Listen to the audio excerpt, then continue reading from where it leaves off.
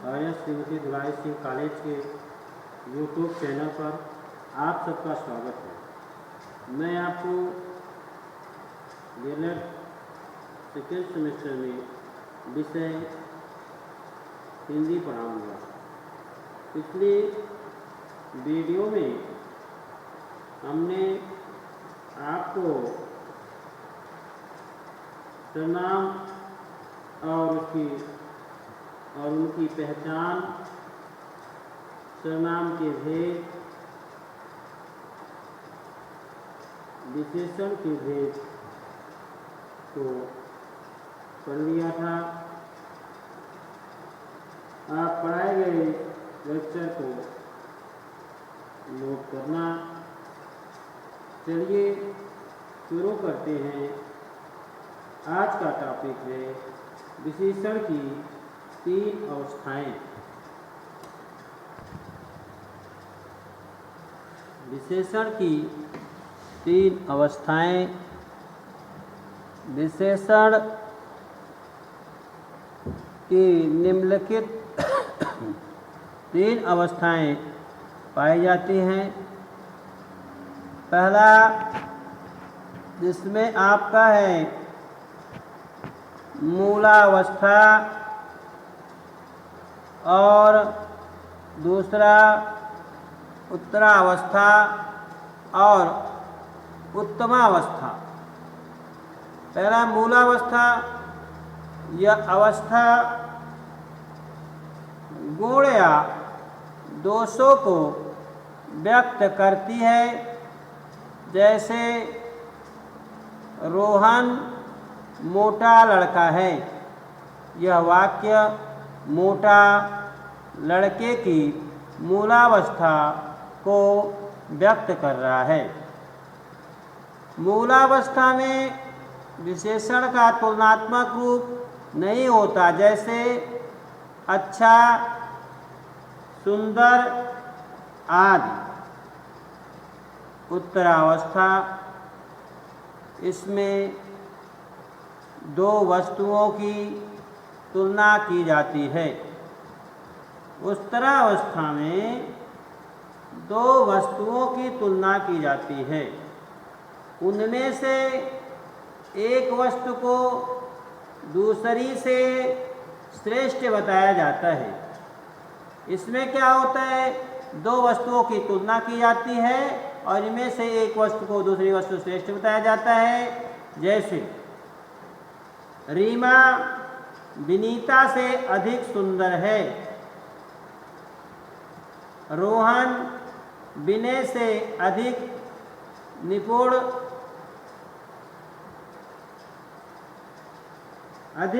है।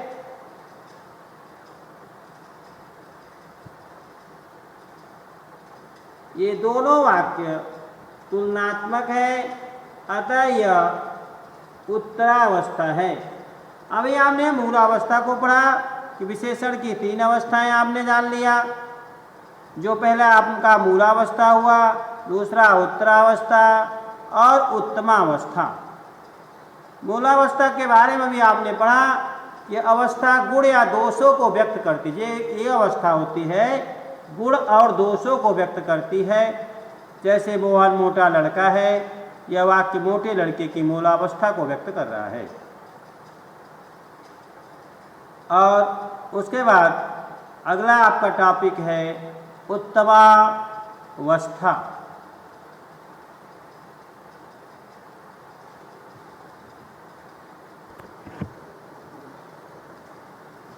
उत्तमावस्था, इस अवस्था में अनेक वस्तुओं में से किसी एक वस्तु को श्रेष्ठ ठहराया जाता है। उत्तमावस्था में, इस अवस्था में अनेक वस्तुओं में से किसी एक वस्तु को श्रेष्ठ ठहराया जाता है।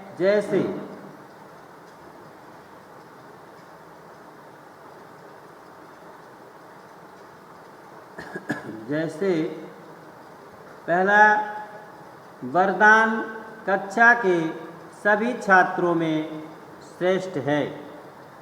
दूसरा, सोनिया समस्त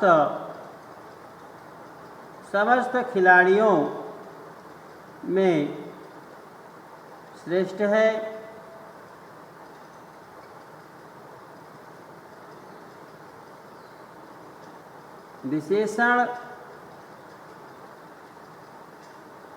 विशेषण की तीनों अवस्थाओं को इस तालिका द्वारा पूर्णतः सरलता से समझा जा सकता है।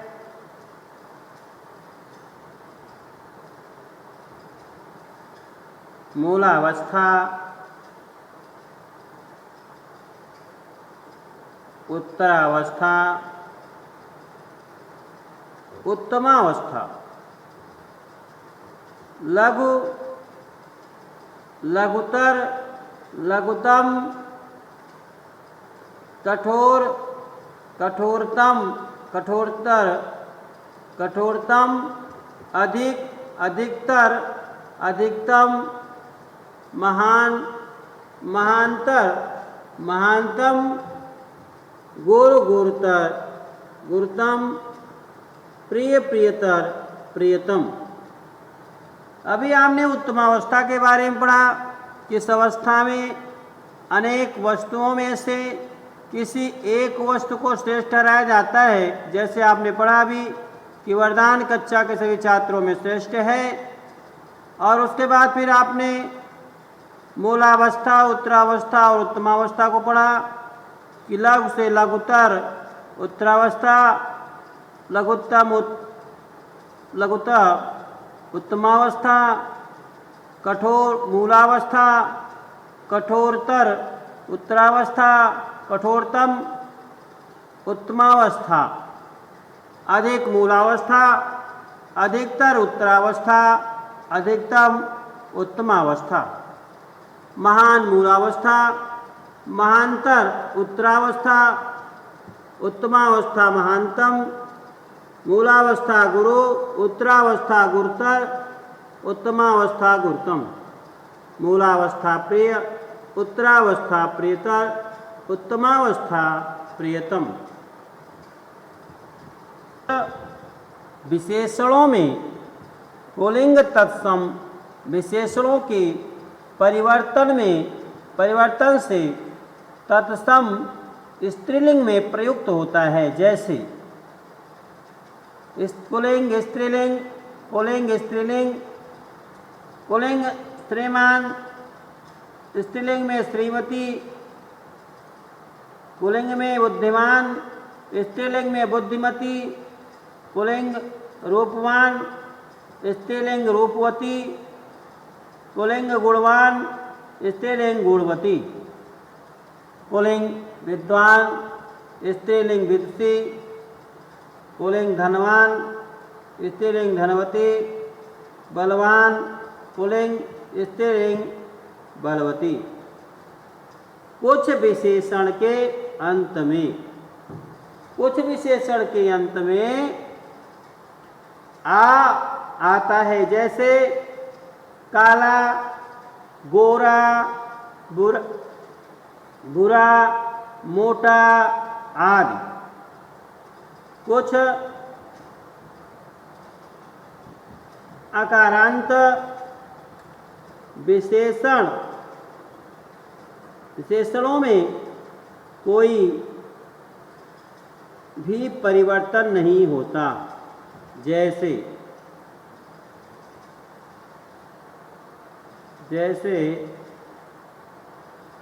बढ़िया साड़ी, घटिया कमीज, बढ़िया साड़ी,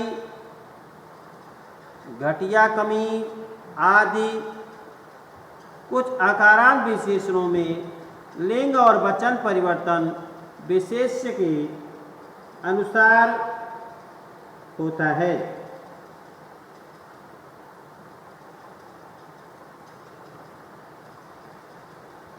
जैसे नीचे फूल, पीले आम, खट्टे अंगूर आदि। आपने पढ़ा कि कुछ विशेषणों में पुल्लिंग तत्सम विशेषणों के परिवर्तन से तत्सम स्त्रीलिंग में प्रयुक्त होता है। जैसे आपने पढ़ा पुल्लिंग में श्रीमान से स्त्रीलिंग में बन गया श्रीमती, बुद्धिमान से बुद्धिमती, रूपवान से रूपवती, गुणवान से गुणवती, पुल्लिंग विद्वान से स्त्रीलिंग विदुषी, धनवान से धनवती, बलवान से बलवती।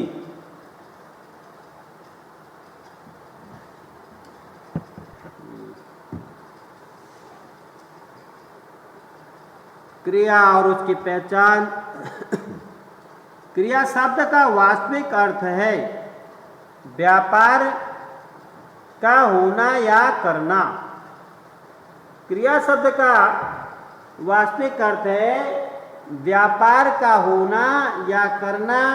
कार्य कभी कभी स्वयं होता है, कभी दूसरे के द्वारा संपादित होता है। क्रिया की परिभाषा जिससे किसी कार्य के होने अथवा करने का बोध हो, जिससे किसी कार्य के होने अथवा करने का बोध हो, उसे क्रिया कहते हैं। जैसे मोहन पुस्तक पढ़ रहा है, सीता स्कूल जा रही है इत्यादि। क्रिया का सामान्य रूप मूल धातु में ना प्रत्यय जोड़ने पर क्रिया रूप बनता है। जैसे लिख प्लस ना बराबर लिखना, हंस प्लस ना बराबर हंसना। क्रिया के भेद। कर्म के आधार पर क्रिया दो प्रकार की होती है, पहला सकर्मक क्रिया और दूसरा अकर्मक क्रिया।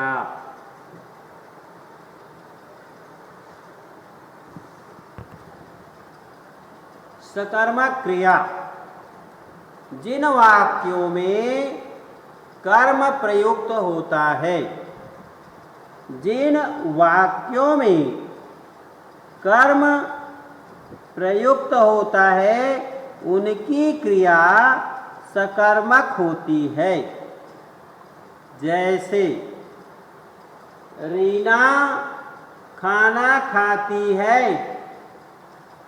सकर्मक क्रिया के दो भेद, एक कर्म कारक क्रिया, दूसरा है आपका द्विकर्मक क्रिया। तो सबसे पहले हम एक कर्मक क्रिया के बारे में समझेंगे।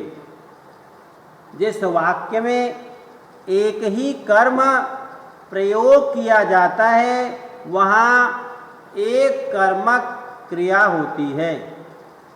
जैसे रोहित गाना गाता है, इस वाक्य में एक ही कर्म है। इस वाक्य में एक ही कर्म है। द्विकर्मक क्रिया, इस प्रकार के वाक्य में दो कर्म होते हैं। जैसे गीता मीता को 10 रुपये देती है।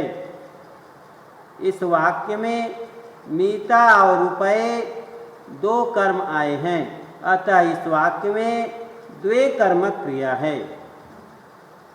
अभी आपने सकर्मक क्रिया के बारे में पढ़ा कि जिन वाक्यों में कर्म प्रयुक्त होता है उनकी क्रिया सकर्मक होती है। और उसके बाद आपने पढ़ा एक कर्म क्रिया, जिस वाक्य में एक ही कर्म प्रयोग किया जाता है वहाँ एक कर्मक क्रिया होती है। जैसे रोहित गाना गाता है, इस वाक्य में एक ही कर्म है। उसके बाद आप द्विकर्मक क्रिया, इस प्रकार के वाक्यों में दो कर्म होते हैं। जैसे गीता मीता को 10 रुपये देती है, इस वाक्य में मीता और रुपये दो कर्म आए हैं, अतः इस वाक्य में द्विकर्मक क्रिया है। उसके बाद आपका आता है अकर्मक क्रिया। अकर्मक क्रिया, इस क्रिया में कर्म नहीं होता, इसलिए अकर्मक क्रिया कहते हैं।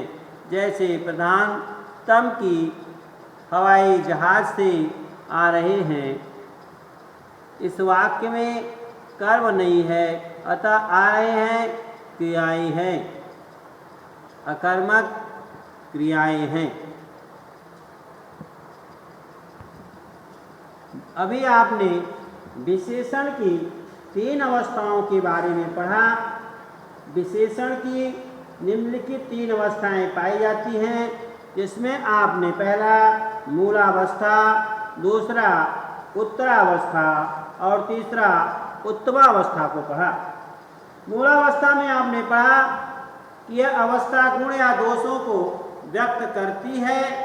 जैसे रोहन मोटा लड़का है, यह वाक्य मोटे लड़के की मूलावस्था को व्यक्त कर रहा है। मूलावस्था में विशेषण का तुलनात्मक रूप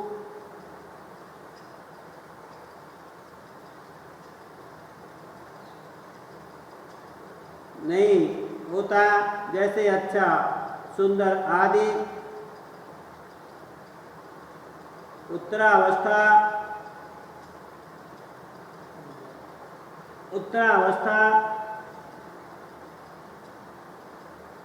इसमें 2 वस्तुओं की तुलना की जाती है।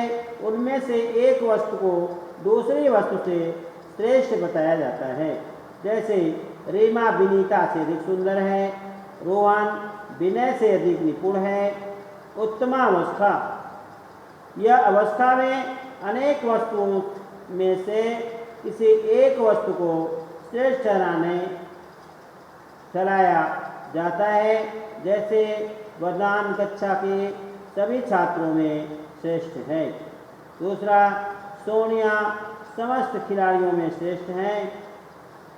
विशेषण की 3 अवस्थाओं के बारे में आपने पढ़ा कि लघु से मूलावस्था लघु, उत्तरावस्था लघुतर और उसके बाद तीसरे बच्चे की उसके बाद तीसरे बच्चे के लिए आपने यह पढ़ा कि उत्तमावस्था, इस अवस्था में अनेक वस्तुओं में से किसी एक वस्तु को श्रेष्ठ ठहराया जाता है। जैसे वरदान कक्षा के सभी छात्रों में श्रेष्ठ है, सोनिया समस्त खिलाड़ियों में श्रेष्ठ है। और आपने मूलावस्था, उत्तरावस्था और उत्तमावस्था में आपने पढ़ा लघु से लघुतर, उत्तमावस्था में लघुतम, मूलावस्था कठोर से कठोरतर और उसके बाद उत्तमावस्था में अधिकतम, महान से महानतर और उत्तमावस्था में महानतम। कुछ विशेषण में पुल्लिंग तत्सम विशेषणों के परिवर्तन में तत्सम स्त्रीलिंग में प्रयुक्त होता है। जैसे पुल्लिंग है स्त्रीलिंग, पुल्लिंग में श्रीमान तो स्त्रीलिंग में श्रीमती, बुद्धिमान स्त्रीलिंग पुल्लिंग में तो स्त्रीलिंग में बुद्धिमती, रूपवान पुल्लिंग में तो स्त्रीलिंग में रूपवती, पुल्लिंग में गुणवान तो स्त्रीलिंग में गुणवती, विद्वान से पुल्लिंग में तो स्त्रीलिंग में विष्टि, पुल्लिंग में धनवान स्त्रीलिंग में धनवती, बलवान पुल्लिंग में और स्त्रीलिंग में बलवती। कुछ विशेषण के अंत में आ आता है, जैसे काला, गोरा, बुरा, मोटा आदि। कुछ आकारांत विशेषणों में कोई भी परिवर्तन नहीं होता, जैसे बढ़िया, साड़ी, घटिया, तमीज आदि।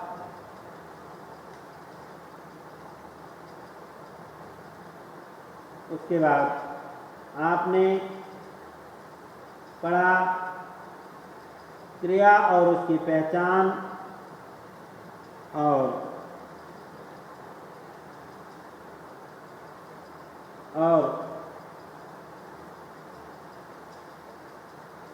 एक कर्मक क्रिया और द्विकर्मक क्रिया और उसके बाद अकर्मक क्रिया।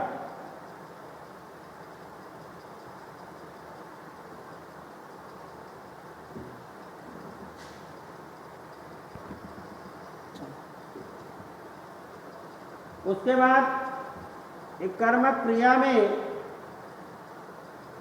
जिस वाक्य में एक ही कर्म प्रयोग किया जाता है वहाँ एक कर्मक क्रिया, जैसे रोज गाना गाता है इस वाक्य में एक ही कर्म है। दो कर्मक क्रिया में इस प्रकार के वाक्य में दो कर्म होते हैं, जैसे गीता मीता को 10 रुपये देती है। इस वाक्य में मीता और रुपये दो कर्म है, अतः इस वाक्य में दो कर्मक क्रिया है। अकर्मक क्रिया, इस क्रिया में कर्म नहीं होते, इसलिए इसे कर्मक क्रिया कहते हैं। जैसे प्रधानमंत्री हवाई जहाज से आ रहे हैं, इस वाक्य में कर्म नहीं, अतः आ रहे हैं क्रियाएं अकर्मक क्रियाएं हैं।